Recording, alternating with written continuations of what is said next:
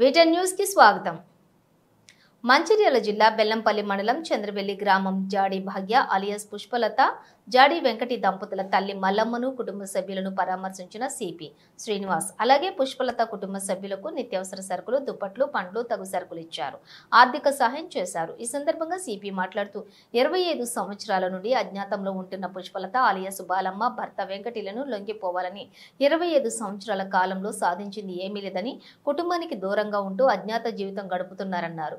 ఇకనైనా జానజీవన స్రవంతిలోని కలిసి కుటుంబ సభ్యులతో సంతోషమైన జీవితాన్ని సాగించాలని వారు కోరారు. అలాగే ఎవరి ద్వారా లొంగిపోయినా వారికి ఎలాంటి ఇబ్బందులు కలగనివ్వమని, వారిపై ఉన్న రివార్డు వారికే అందేలాగా కృషి చేస్తామన్నారు.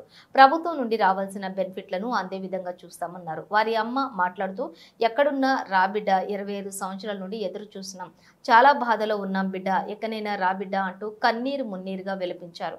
ఈ కార్యక్రమంలోని Mancherial DCP Bhaskar, Bellampalli ACP Ravikumar, rural CI Afuluddin, అలాగే 3 టౌన్ ఎస్ఐ రమేష్, పోలీస్ సిబ్బంది తదితరులు పాల్గొన్నారు. వచ్చిన ఈవెన్ ఒక హోమ్ గార్డ్ నుంచి సిపి వరకు, డీజీపీ వరకు గారి వరకు వచ్చిన, లేకపోతే మీడియా మిత్రుల ద్వారా వచ్చిన, ఏ ప్రైవేట్ వ్యక్తుల ద్వారా మనకు సరెండర్ కావడానికి వచ్చిన మీరు తిరిగి జనజీవన స్రవంతిలోకి రావాలని కోరుకుంటున్నాము. ఈరోజు మాజీ నక్సలైట్లు, తర్వాత ఆల్రెడీ ఇంకా అడవిలో ఉన్న నక్సలైట్ల ఫ్యామిలీస్ని కమ్యూనిటీ కాంటాక్ట్లో భాగంగా నేను, డీసీపీ గారు, తర్వాత ఏసీపీ గారు, మా ఇన్స్పెక్టర్ అండ్ ఎస్ఐ గారు ఇక్కడ చందనవెల్లి విలేజ్ బెల్లంపల్లి టౌన్ పక్కకి ఒక 5 కిలోమీటర్స్ దూరంలో ఉంటుంది, వాళ్ళ ఇంటికి రావడం జరిగింది. వీరు జాడి పుష్ప గారి యొక్క పేరెంట్స్. జాడి పుష్ప గారు 1999లో మన ఉద్యమంలోకి వెళ్ళారు. అప్పటి నుంచి ఇంతవరకు ఇక్కడ ఎక్కడున్నారో వీళ్ళకి తెలియదు.